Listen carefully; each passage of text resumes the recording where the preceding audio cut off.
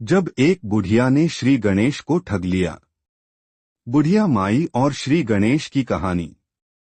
गणेश जी विघ्न विनाशक व शीघ्र प्रसन्न होने वाले देवता हैं। अगर कोई सच्चे मन से गणेश जी की वंदना करता है तो गौरी नंदन तुरंत प्रसन्न होकर उसे आशीर्वाद प्रदान करते हैं। वैसे भी गणेश जी जिस स्थान पर निवास करते हैं उनकी दोनों पत्नियां रिद्धि तथा सिद्धि भी उनके साथ रहती हैं। उनके दोनों पुत्र शुभ व लाभ का आगमन भी गणेश जी के साथ ही होता है। कभी कभी तो भक्त भगवान को असमंजस में डाल देते हैं। पूजा पाठ व भक्ति का जो वरदान मांगते हैं वह निराला होता है। काफी समय पहले की बात है, एक गांव में एक अंधी बुढ़िया रहती थी। वह गणेश जी की परम भक्त थी। आंखों से भले ही दिखाई नहीं देता था, परंतु वह सुबह शाम गणेश जी की बंदगी में मग्न रहती। नित्य गणेश जी की प्रतिमा के आगे बैठकर उनकी स्तुति करती, भजन गाती व समाधि में लीन रहती। गणेश जी बुढ़िया की भक्ति से बड़े प्रसन्न हुए। उन्होंने सोचा, यह बुढ़िया नित्य हमारा स्मरण करती है परंतु बदले में कभी कुछ नहीं मांगती। भक्ति का फल तो उसे मिलना ही चाहिए। ऐसा सोचकर गणेश जी एक दिन बुढ़िया के सम्मुख प्रकट हुए तथा बोले, माई, तुम हमारी सच्ची भक्त हो। जिस श्रद्धा व विश्वास से हमारा स्मरण करती हो हम उससे प्रसन्न हैं। अत तुम जो वरदान चाहो हमसे मांग सकती हो। बुढ़िया बोली, प्रभो, मैं तो आपकी भक्ति प्रेम भाव से करती हूँ, मांगने का तो मैंने कभी सोचा ही नहीं। अत मुझे कुछ नहीं चाहिए। गणेश जी पुनः बोले, हम वरदान देने के लिए आए हैं। बुढ़िया बोली, हे सर्वेश्वर, मुझे मांगना तो नहीं आता। अगर आप कहें तो मैं कल मांग लूंगी। तब तक मैं अपने बेटे व बहू से भी सलाह मशविरा कर लूंगी। गणेश जी कल आने का वादा करके वापस लौट गए। बुढ़िया का एक पुत्र व बहू थे। बुढ़िया ने सारी बात उन्हें बताकर सलाह मांगी।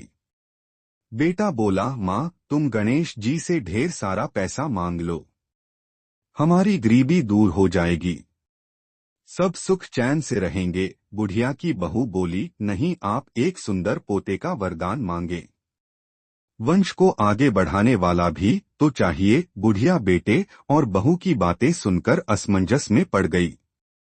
उसने सोचा, यह दोनों तो अपने अपने मतलब की बातें कर रहे हैं। बुढ़िया ने पड़ोसियों से सलाह लेने का मन बनाया। पड़ोसन भी नेक दिल थी। उसने बुढ़िया को समझाया कि तुम्हारी सारी जिंदगी दुखों में कटी है, अब जो थोड़ा जीवन बचा है वह तो सुख से व्यतीत हो जाए। धन अथवा पोते का तुम क्या करोगी? अगर तुम्हारी आंखें ही नहीं हैं तो यह संसारिक वस्तुएं तुम्हारे लिए व्यर्थ हैं। अत तुम अपने लिए दोनों आंखें मांग लो।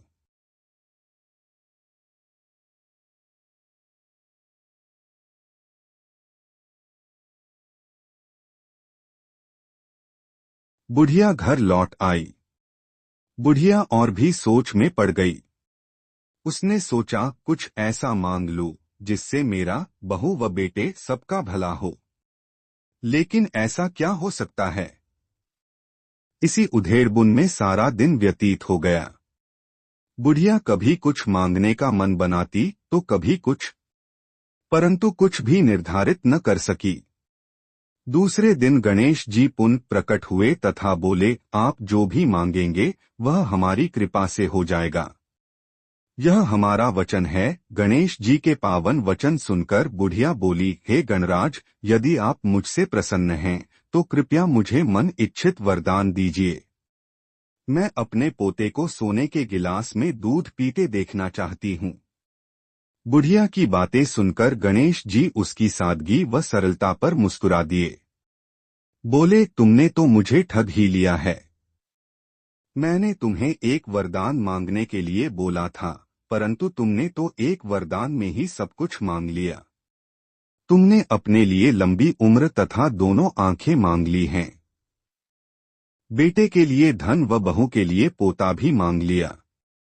पोता होगा, ढेर सारा पैसा होगा, तभी तो वह सोने के गिलास में दूध पिएगा। पोते को देखने के लिए तुम जिंदा रहोगी, तभी तो देख पाओगी।